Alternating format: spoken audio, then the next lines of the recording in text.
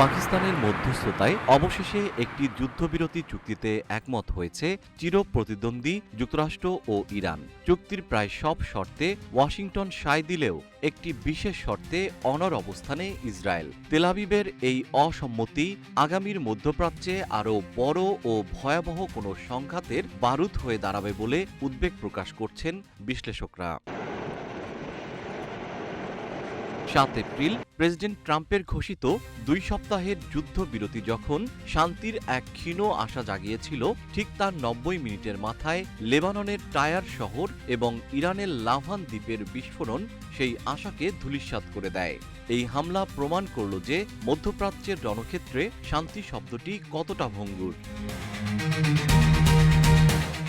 এ ঘটনায় যুক্তরাষ্ট্র ইসরায়েলের বিরুদ্ধে যুদ্ধবিরতি লঙ্ঘনের অভিযোগ তুলেছে তেহরান। এর প্রতিক্রিয়ায় সংযুক্ত আরব আমিরাত ও কুয়েতের বিভিন্ন লক্ষ্যবস্তুতে পাল্টা ক্ষেপণাস্ত্র ও ড্রোন হামলা চালিয়েছে ইরান।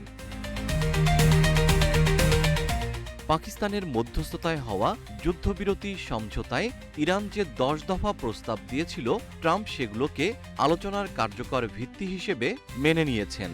কিন্তু শান্তির এই পথে এখন বড় কাঁটা হয়ে দাঁড়িয়েছে ১০ নম্বর শর্তটি।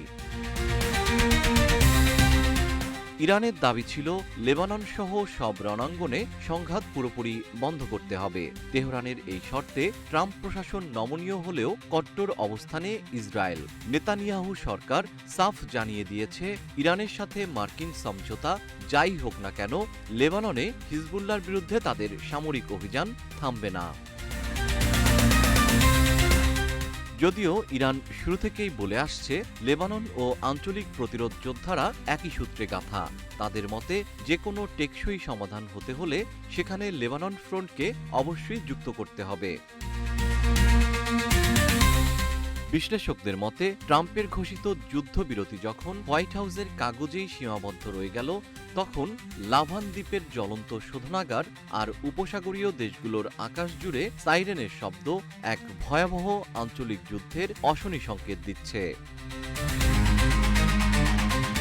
জিএম শিহাব, রূপালী বাংলাদেশ।